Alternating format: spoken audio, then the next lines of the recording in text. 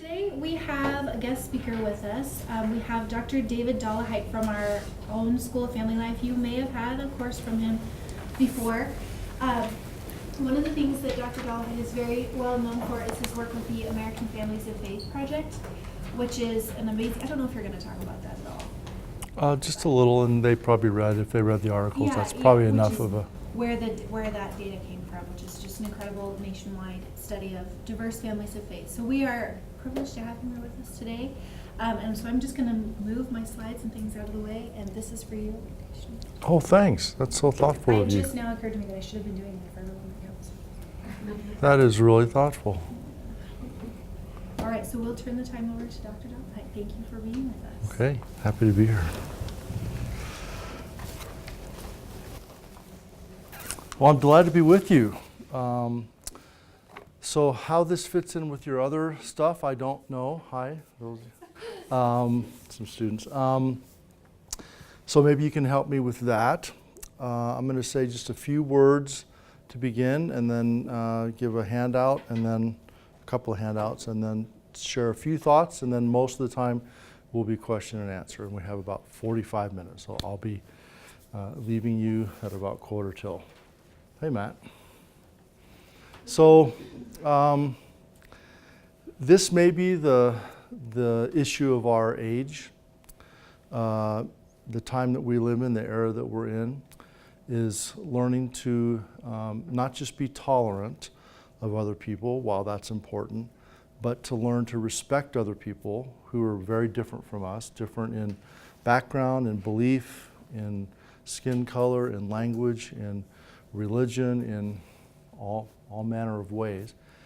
And then from my perspective, not only to tolerate, not only to respect, but even to learn to admire enough that you love things about that person or the group to which that person belongs, that you would like to be more like that in some way. And so that's the term we use for that, is holy envy. So in my view, that's, if not the most important, one of the very most important things for our students at BYU to learn. And I'm really, really grateful that you have someone as incredibly skilled and incredibly compassionate as Dr. Banford Whitting. And I don't know of anyone who's better suited to help you in the difficult process of learning to really come to know people. And when you come to know people, you usually like and love them. Not always. Sometimes you come to know someone and you really don't like them. But for most people, knowing someone means understanding, and that leads to respect and love. Alyssa asked me to mention a few, let's make sure I keep one of these for me.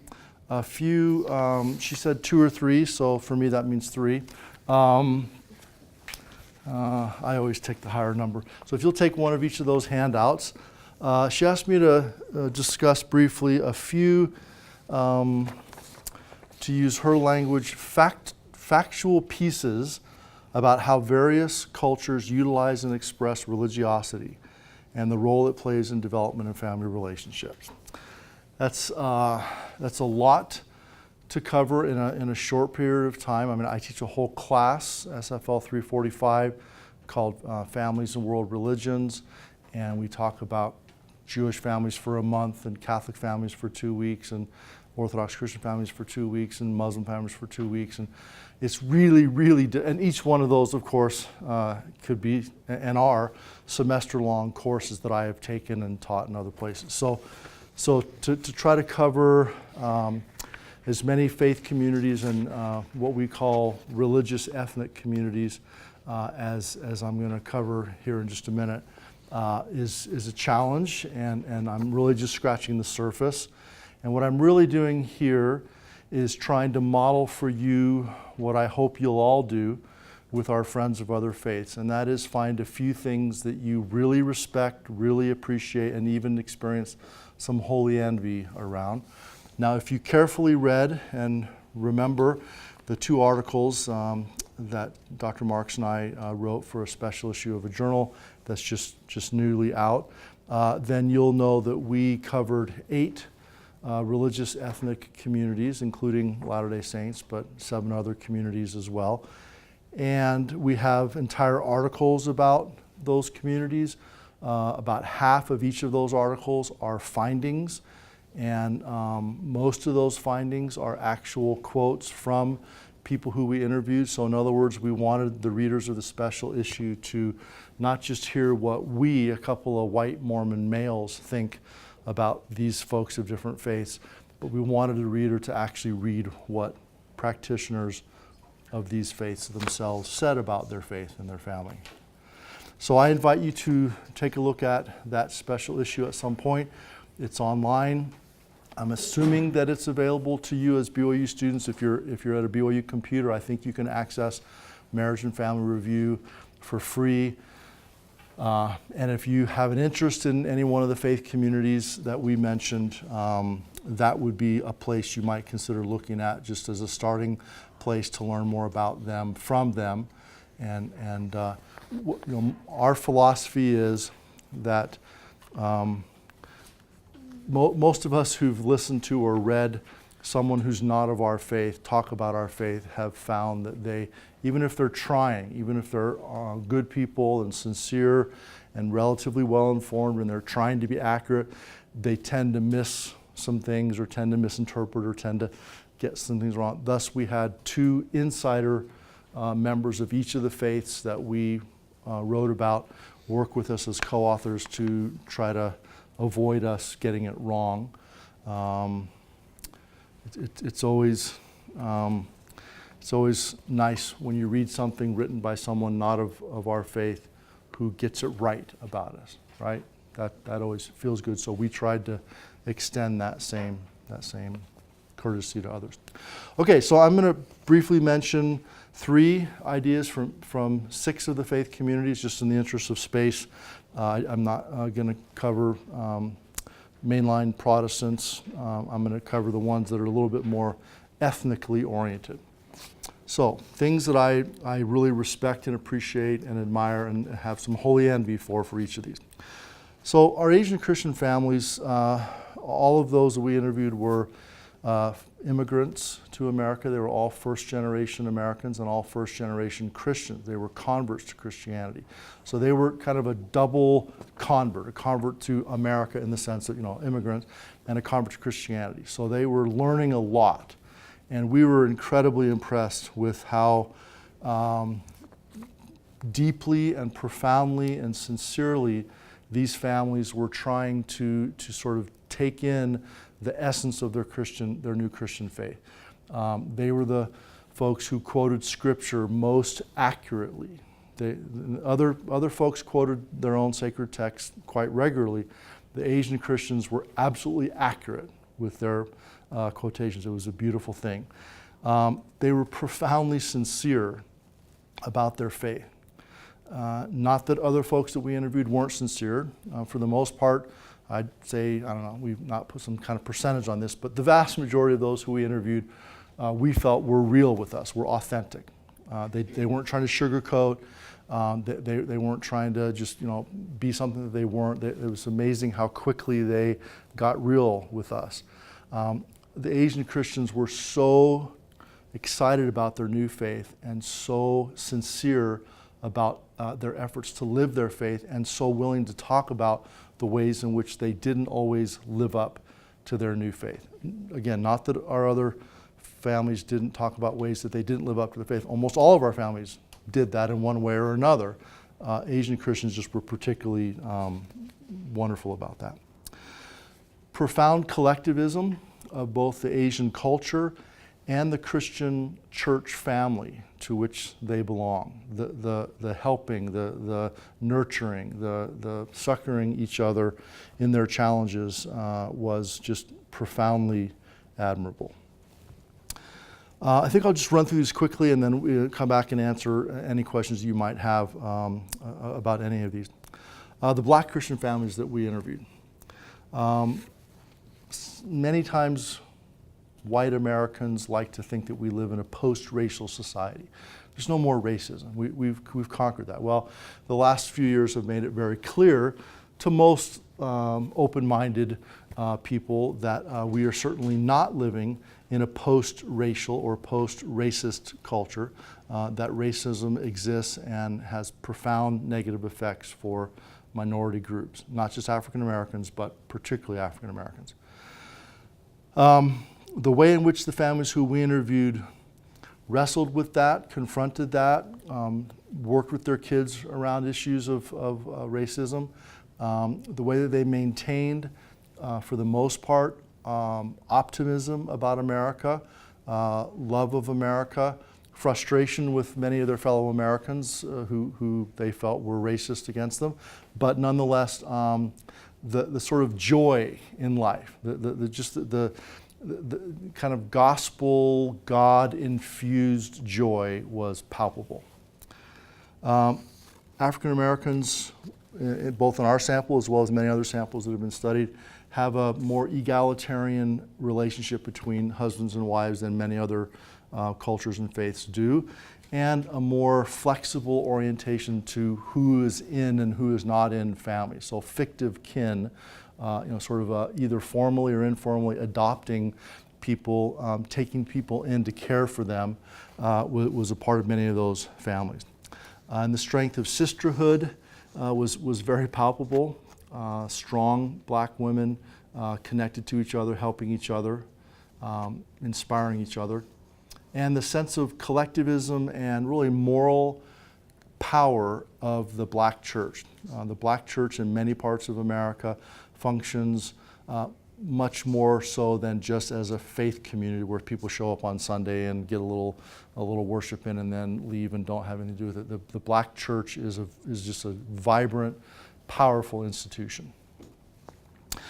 Catholic and Orthodox Christian families. Wonderful combination of hierarchy, as with Latter-day Saints, looking to a leader, the Pope in their case, President of the Church in ours, and then also a stress on autonomy and diversity of gifts in living their faith in their family lives was really fun to see.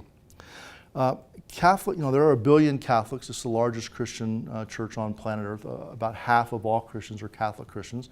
So with 1 billion people across almost every country in the world, tremendous ethnic and cultural diversity within the Catholic faith, and also tremendous attempt. The Catholic Church has hundreds of organizations within the church, orders, brotherhoods, sisterhoods, where people can follow what the word that Catholics use is vocation.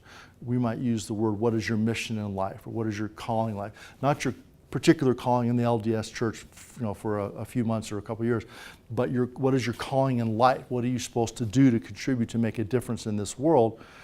For Catholics, they use the term vocation, and there are many, many opportunities for Catholics of all different faiths, backgrounds, styles, personalities, gifts, interests, etc., to sort of make a difference. I'm thinking of a Catholic family who I am administering, or was, they're moving out of our ward, ministering brother for a part-member family where the wife is LDS, the husband is Catholic. And he was involved in the Knights of Columbus, which is a worldwide Catholic men's organization, who does a tremendous amount of service.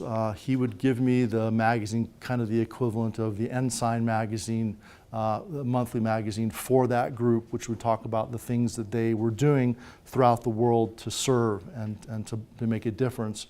All kinds of charitable actions of every kind you can imagine. It was one of the delights each time, to get that magazine and just look and see all the ways. And I knew personally what he and many other men I've known, Catholic men I've known over the years who are involved in the Knights of Columbus, the incredible service that they do. Sometimes Latter-day Saints, we're aware of the service that we do, we're aware of the ways that we contribute. Sometimes we are woefully ignorant of the ways that many other churches contribute. And I'm very grateful that the LDS Charities works closely with Catholic Charities and charities from a number of other faith communities. And then, of course, Catholic families are, as I mentioned, wonderfully diverse. I grew up around mostly Irish Catholics and Italian Catholics. I was an Episcopalian, but my best friend was an Irish Catholic, Italian Catholic. My other good friend was Irish Catholic, and I played ball with and hung out with and went to school with many Catholics of various ethnic backgrounds. And while their Catholicism is the same, their ethnicity and how they sort of live their Catholicism is really interesting, really fun to see. And we saw that in the families who we interviewed. By the way, today I'm wearing a shirt that I got when I took my grandkids to tour the Catholic missions in California. The Catholic priests organized 22 missions from Santa Barbara up to San Rafael, actually even farther north of there. And we met our grandkids and their parents in Santa Barbara, and we went to 10 of the missions going up the coast to San Rafael, the one that's the closest to where I grew up. And I used to play against San Rafael Catholic School when I played Catholic Youth Organization basketball. So this is a shirt of all those missions. So it isn't like a Hawaiian vacation shirt. It's a I'm on a mission from God shirt. So, okay, evangelical Christian families. Evangelical Christians have a great passion for Jesus and for Jesus' power and atoning blood. And there's a great emphasis on trusting in Jesus, loving Jesus, and relying upon the merits of He who is mighty to save. That's one of our scriptures, but they have that idea is profound in their community. And that brings the idea that when you accept Jesus as your personal Savior, you're saved. You don't have to worry anymore. That brings a kind of a spiritual comfort and confidence that is interesting to see how that plays out. And usually that plays out in people loving and caring for others and trying to preach Jesus and serve Jesus and represent Jesus. And it's a beautiful thing to watch. The idea of Jesus as your friend, having a friend in Jesus, is a profoundly central idea in evangelical Christian belief. And the idea that God is not some distant authority figure, but God is your friend, and that you can turn to Jesus in all situations, including difficult family situations, including difficult marital situations. We observe that up front and close, up close and personal. So you'll hear evangelicals say things like, it's not about the religion, it's about the relationship. And when they talk with Latter-day Saints or Catholics or Orthodox Christians or other churches that are more sort of focused on church structure and church sacraments or ordinances, they will often emphasize that it's about your relationship with God and particularly with Jesus that their religion is based in. And we heard them refer to their relationship with Jesus having a profound effect in their relationship with their spouse and their children and other family members. Jewish families. Our Jewish friends, more than any other faith community, have for now about 5,000 years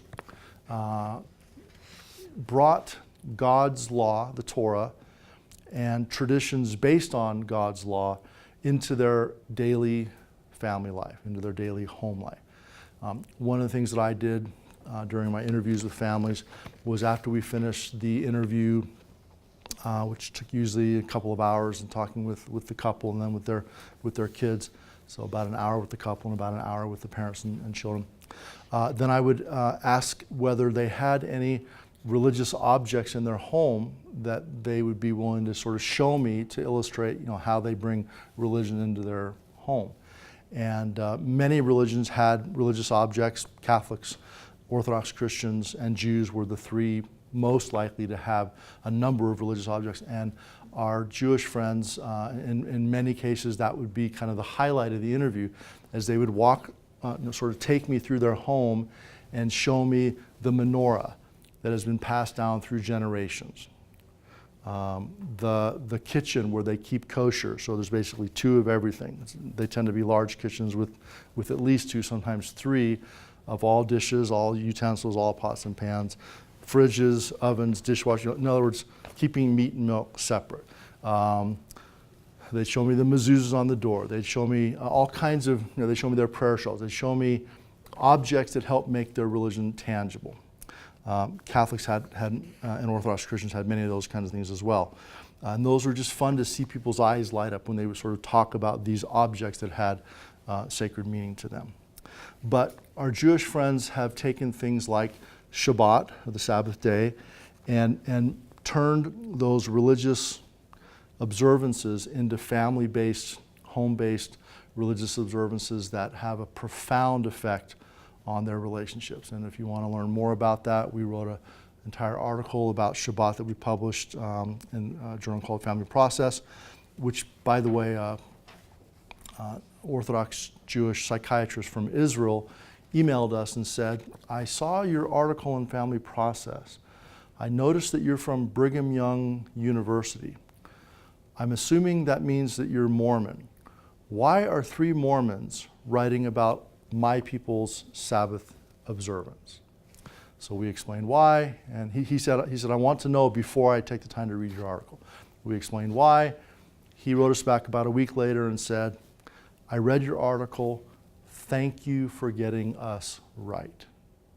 That was nice to hear. And he said, I'm going to use this with my clients and here at the agency. Anyway, so the Sabbath day is probably the Shabbat observance is probably the thing that Latter-day Saints have. We have many things in common with our Jewish friends. That may be the one that has the most potential spiritual and sacred power to actually learn from. So I wrote an article. I was asked to do an article in Church News a couple years ago about what we can learn from our Jewish friends about the Sabbath. And so that one's a short article. You might find that if you're interested. A dynamic tension between God-oriented and human-oriented religion. Our Jewish friends, more than other faiths, wrestle with God. They struggle with the idea of God's justice and mercy because Jews have been oppressed, have been murdered, attempts have been made to exterminate Jews in Egypt, in Babylon, in Rome, in Germany, Nazi Germany. Many parts of the world, they have faced persecutions, horrendous persecutions, and it's been going on for 5,000 years. So for many Jews, the idea that there's a God who's watching out for us and protecting us is a very difficult concept. 6 million Jews died in the Holocaust. Many living Jews can point to grandparents, great aunts and uncles who died in the Holocaust. It's just really difficult for them, the idea of a loving, just God. Many Jews believe in a loving, just God. Many Jews wrestle with that. And so parts of Judaism is about 16 million Jews in the world, about the same number as our Latter-day Saints. And there are different branches in Judaism, and those different branches exist because of people's kind of struggles with and resolutions around to what extent do we keep those traditions? Do we keep the Torah strictly or not so strictly? To what extent are we bringing the modern world into our religion versus trying to be very traditional? And that wrestle, that struggle, that almost every Jewish person that I've ever known, and I've known many, have sort of, it's an ongoing issue. And I really appreciate that wrestle. And for many Jews, even though they have a hard time believing in God the way that most of you probably believe in God, yet they hang in there. They stick with it. They try to find ways to believe.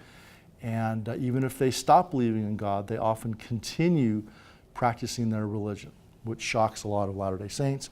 That how can you practice religion if you don't believe in God? You can't. Just ask most Jewish people and they'll tell you all about that. And then the third point is spirituality through observance of the laws.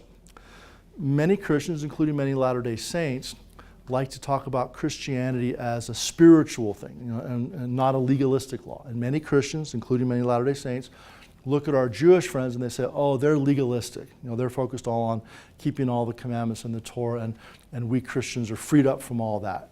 And a lot of Christians, including Latter-day Saints, think that you can't really get close to God through strict obedience of laws, that you have to just kind of be spiritual and be spontaneous.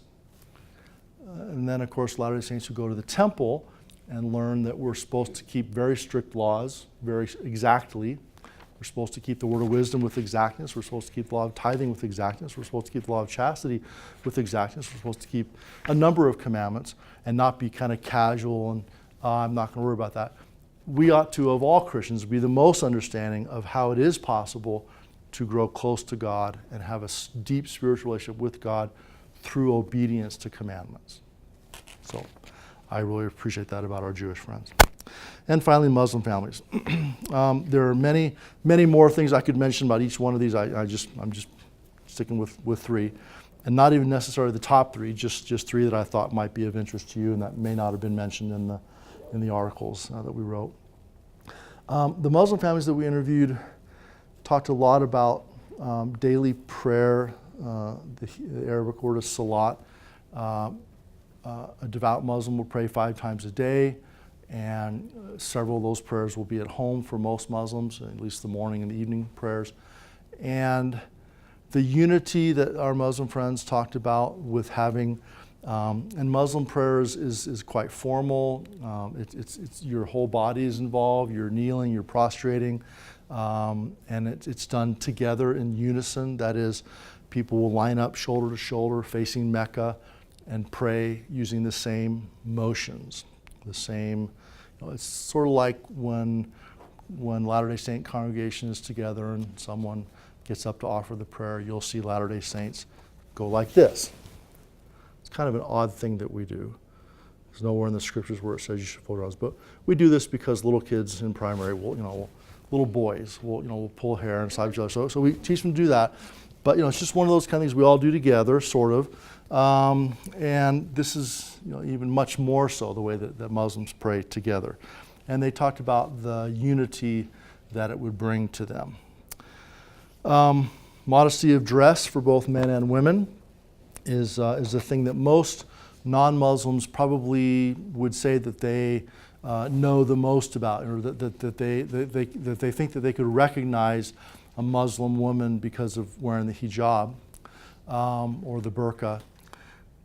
In fact, it turns out that a lot of Americans don't know how to tell the difference between a Sikh and a Muslim, 2 different religions. Sikhs wear a turban, but after 9/11, a lot of Sikhs were attacked by Americans trying to get revenge for 9/11, who beat up Sikhs. Again, different religion.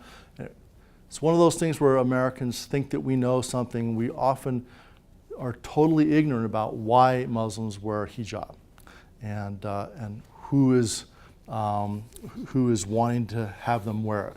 And with all those that we interviewed and with all that I've read, the vast majority of Muslim women wear hijab not because their husbands or their fathers tell them to, because they want to show their love of God, their devotion to God, and they want to be modest so that they're not in inappropriate relationships with men, either men flirting with them or other inappropriate relationships. So for them, hijab is about devotion to Allah, and it's about modesty.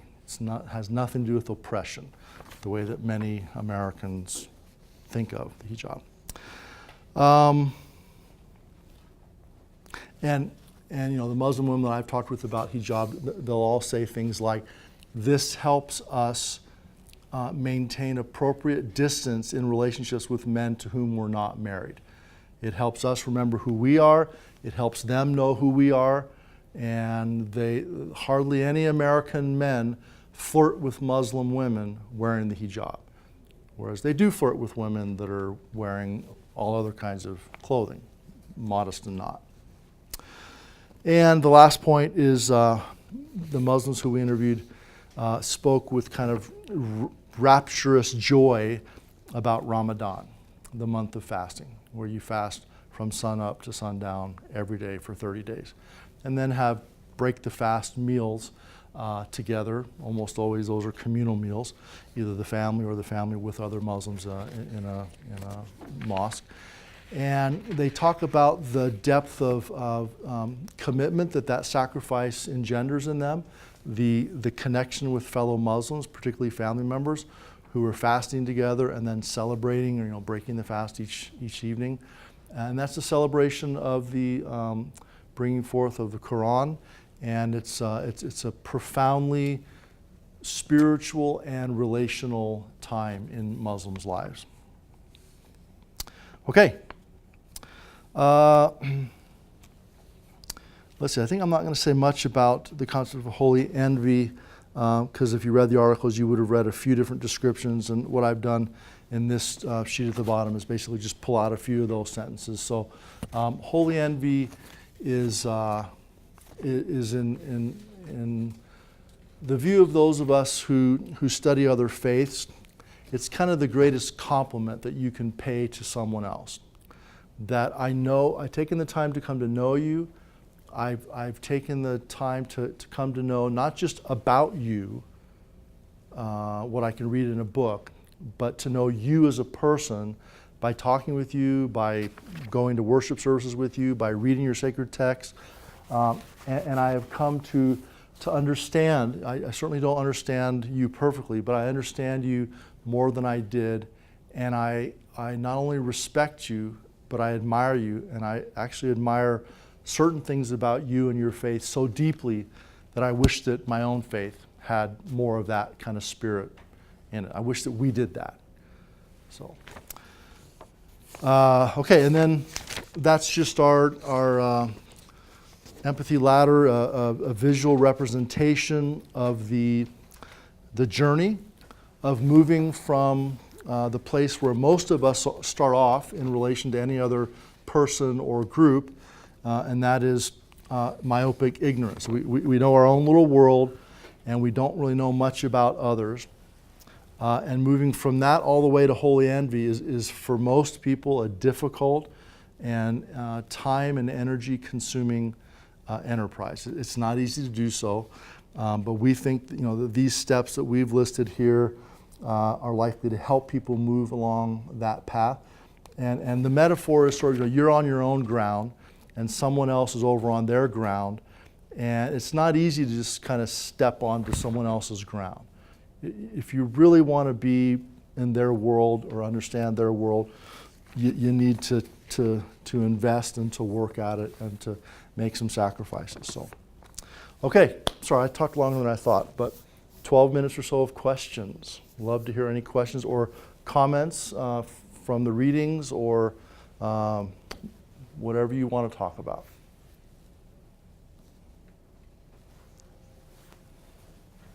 Thanks. Please. I'm going to cheat a little bit because I have had you before, but I know that you're a convert to the church. Can you kind of talk about maybe this empathy ladder or ways that you had to come to appreciate the LDS faith coming from a different faith? Or interesting vice question. versa, if you had to appreciate other religions in a different way, like what was that like for you? That's a great question. No one's actually ever asked me that question. So my answer will not be one I've thought about carefully and sort of explored. Any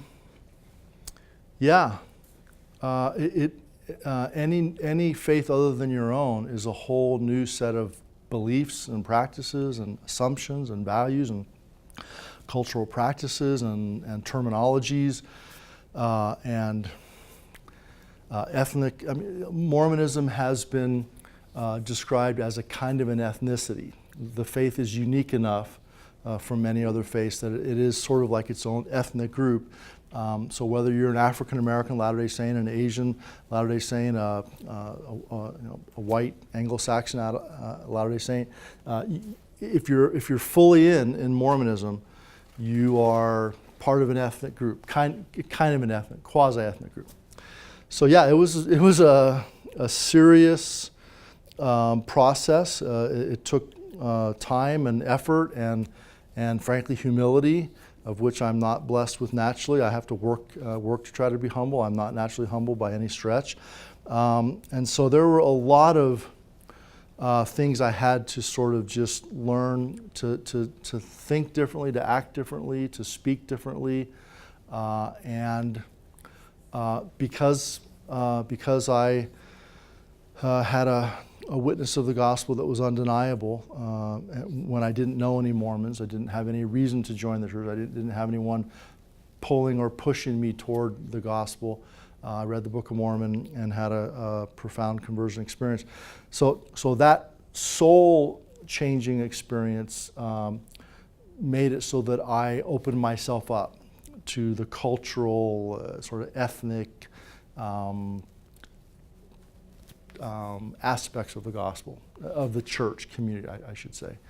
And I immediately gained holy envy for really almost everything about the gospel and about the church and about church members. As peculiar and weird as Mormons can be, and I grew up in a very worldly culture in California, and the Mormons that I came to know were really, really weird compared to the people that I hung out with. I mean, they were just like from another, like from Planet Mormon. I mean, it was like this whole other thing.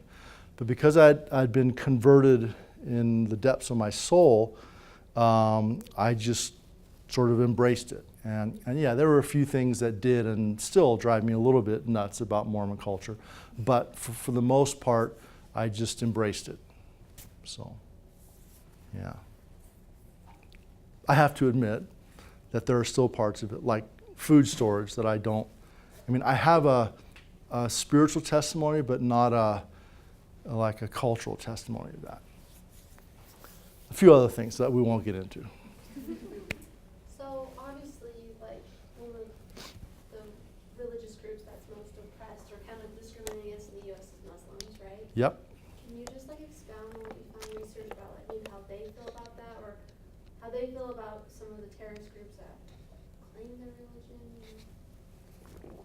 Yeah, it's interesting. I show my students in 345 this graph of asking like 1,000 Americans. It's a warmth, kind of a temperature measure. How warmly do you feel toward these different groups? And the group that's at the bottom of the list that most Americans feel the least warm toward is Muslims. The group that's just a little bit above them that Americans feel also very cool toward are us. So a lot of Mormons think, oh yeah, we're popular, you know, we were on reality shows, we got Mitt Romney, you know, people like us. You like me, right? No, most Americans don't feel warm toward Latter-day Saints. Sorry to burst your bubble if you were walking around thinking that we're really popular. Yeah, so they, and I say this a lot in my 345 class, it's really dangerous to make generalizations about any faith community, and I should have said that before I started giving my three things I really like about each faith. There's so much diversity, there's so many different experiences of different members of that faith community. So, I mean, there's 1 billion Muslims. So, and there are about 4 million American Muslims, or Muslims living in America. And so they all have different experiences, unique experiences. They all, like African Americans, all know what it's like to have people look at you with suspicion and with some hostility, perhaps. That's a daily experience for Muslim men and especially for Muslim women because of if they wear the hijab. And I interviewed families where the teenage girls and the young women in those families were not wearing hijab before 9/11. Then they started wearing hijab afterwards, even though they knew and they experienced that it would bring them people rolling down the window in cars and screaming at them, people throwing things at them, people making all kinds of comments. And so for many, there was sort of a deepened identification with Islam, the religion, and trying to help their non-Muslim neighbors learn that the terrorist acts that were perpetuated on 9/11 and are perpetuated elsewhere and at other times are not Islam. It's someone hijacking Islam and someone, who's not representative of the vast majority of Muslims. So just like any group who has a member of their group do something awful, there's sort of that defensiveness and that need to explain, and that exists, very prominently for Muslims. So what we observed was, like you see among Latter-day Saints in the mission field, a kind of a closing ranks and deepening connection to God and to the faith community and relying on the faith community and sort of doubling down on their faith. Now, of course, other Muslims have left or have reduced their commitment. It's very hard to generalize. Not like, is this a good, obviously, it's not the great comparison, but like at LDS, like how we build, but those groups who claim LDS but are not what we believe. It's a very good analogy. Yeah, it's a very good analogy. Mm-hmm. So I've just been thinking about this, because I really like the concept of full envy. Like when I read the article, it's like, wow, like that's something I want to strive for. But I was also thinking about how, like, what, like I believe and like what, my religion believes is that like we're the fully restored gospel. Yeah. Just wondering if that sometimes, like that knowledge, like gets in the way of like LDS people having that holy envy. It's a great question. If you come take my 345 class, you'll get the long answer to that question. The short answer is my own experience has been that being open to learning about how other people worship God, how other people try to live their faith, has actually only deepened my testimony of the gospel. We're a restoration of all truth since the world began. Most other religions have great deals of truth and devotion to God within them, and we do have the fullness, and having the fullness is unbelievably, incredibly, profoundly wonderful. And those of us that have the fullness are blessed, and we should walk around with a smile on our soul this wide every moment of every day. But my experience is that learning about what other folks believe and practice has never once caused me to say, oh, boy, the gospel doesn't have all the truth. The gospel has all the truth. What it's caused me to do is to be much more open-minded to other people. And when I'm in a conversation with a person of another faith, rather than immediately going to me talking about what I believe and why what we believe is good and right, I will ask them about their beliefs, what they love about their faith. I'll get them talking about their faith, and I'll let them I'll encourage them to talk for a long time. And every single time when I have done that, the person at some point will then turn back and say, well, you've been really generous in asking me about my faith and listening, and I haven't felt judged. I haven't felt you like trying to question or counter or criticize. Wow, aren't you a Mormon? Huh? Aren't you Mormons really into missionary work? Mm-hmm. Okay, well, I'm impressed that you have listened to me. So now I'd like to do you the same thing, and I'd like you to talk about your faith with me. Why does it matter to you? What's important to you? And then they have just invited me to share what I most deeply believe. I now know something about them and what their faith means to them. I'm now able to talk with them in a much deeper, more positive, more constructive place. And it usually doesn't mean that they will then say, oh, thank you for sharing. I now want to be baptized into your church. That hardly ever happens. But what always happens is, thank you for listening and for respecting my faith, and thank you for sharing what you believe. This has been this is the most positive interaction I've ever had with a Mormon, because usually they're just trying to preach at me. So thank you for this. Thank you. That's what happens. In fact, in many cases in my interviews, scholarly interviews, social science interviews, I would listen to someone and ask all kinds of questions for an hour, 2 hours. Many of them afterwards said, well, we'd actually like to hear you talk about your faith. And I'd say, I'm sorry, I can't do that. I promised your pastor, your rabbi, your imam, your priest, that I would not talk about my faith, because obviously priests and pastors and rabbis and imams would be concerned to give the names of their faithful church members to a Mormon who's going to go preach at them. So I wrote, and then I promised them face to face that I would not, and that if asked, I would not say anything about my faith. And I honored that several times. And several people said things like, no, it's okay. I know you said that to the rabbi. We really want to know. I'm sorry, I can't do that. I promised your rabbi that I wouldn't. They're like, wow, now I want to know more. So I find it only a positive thing for me. And by the way, if I learn something from another faith, how they practice, what they believe, and it rings true to me and it's consistent with the gospel, I just say, oh, there's another piece of the gospel that I was ignorant about that is a beautiful, wonderful thing. And cool. And I love to quote Brigham Young, who said, we embrace all truth from wherever it comes. Christina, please.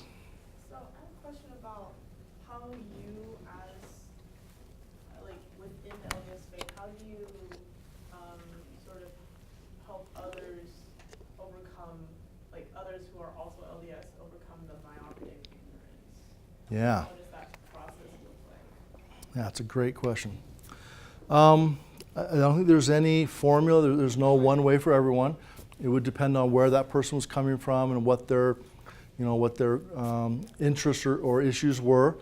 Our own experience has been over the years, as we've had about 200 BYU undergraduate students come and code our data, where they read the interviews of the interview transcripts of the families that we've interviewed. Without exception, they say, wow, that was so positive. I learned to respect our Catholic friends or our Jewish friends or our Muslim friends. So just learning, just being willing to, and by the way, reading an academic book that covers just the theology or the history of another religion, that's good, that's nice. It's a nice place to start. That's what we would call indirect learning, number 3. But over here, this relational learning, number 5, that's where we'd want people to try to get to, meaning develop a relationship with a friend of another faith. Talk with them, take them out to lunch and ask them about their faith and listen to them for the whole lunch and ask them questions. And don't try to sneak in, preaching the gospel. Just listen. Develop a relationship with that neighbor of yours, that coworker of yours, that extended family member of yours who's of another faith. Get to know them and come to understand what about their faith matters to them, and just try to be humble, just try to open yourself up. And our experience is that typically is where the real learning happens, is in relationships. Great question. Thank you for asking that. I know we're over, so you can end anytime. If we have any more? Any other questions? Take maybe one more? Please. What's your, top holy envy? Top holy envy. So you didn't ask me for my top 10 list. No, I don't have a top 10 holy envy. I mean, I guess I just gave you my top whatever. Top holy envy. No one's ever asked that question either. You guys ask really good questions. Great question. My top holy envy. That's a tough one because I love many things about many faiths.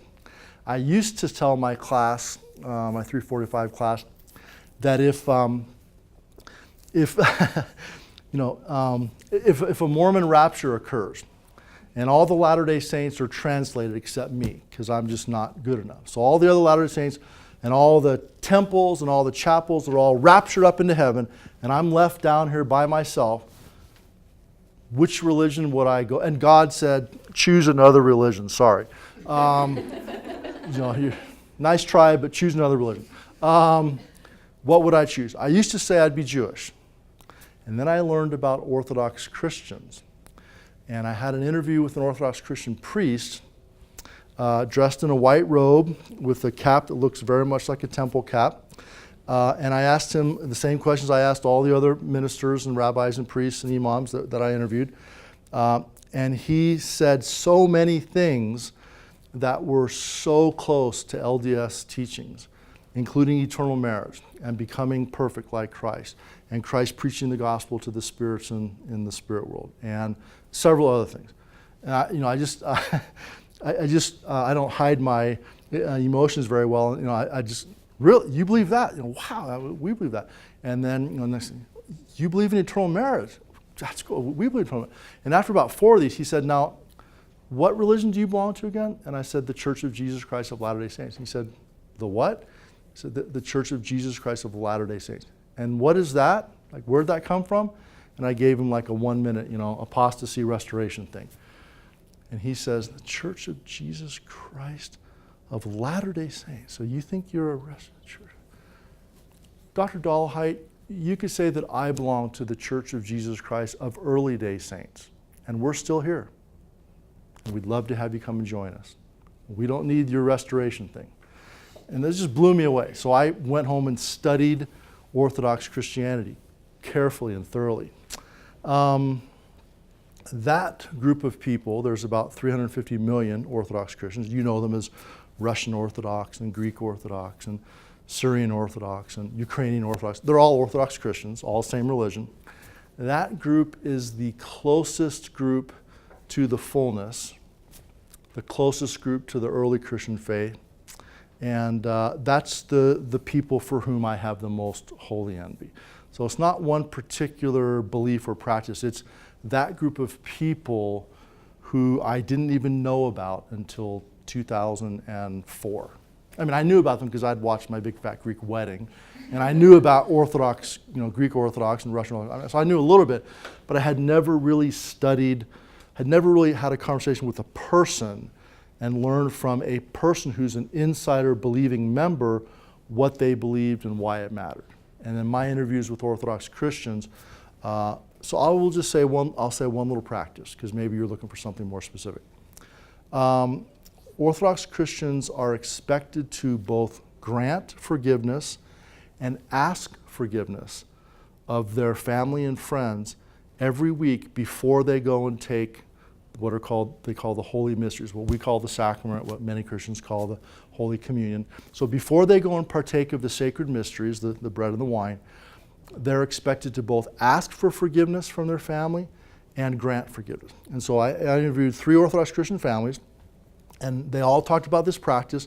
One said that the dinner the night before, so Saturday night dinner, at the dinner table, they would ask each other for forgiveness for anything that they'd done that week, and they would forgive each other. So it was a formal, kind of a ritual thing. Mormons don't like the word ritual. It was a regular, beautiful religious practice. Okay. Another family would, in the morning, before they left their home to drive to church, they would sit in their living room and ask for forgiveness and grant forgiveness every week. Another family said that they were so busy in the morning, getting all ready for church, and so they did it in the car on the drive from home to church. They would ask each other for and grant each other forgiveness. I think that is a profoundly beautiful and wonderful familial, religious-based familial practice that I could see it in their eyes, I could hear it in their tone of voice.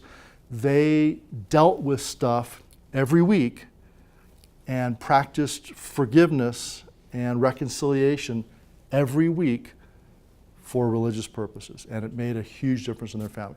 If I could, sort of wave my magic wand and have Latter-day Saints practice one thing, it would probably be that. So, okay. Thanks.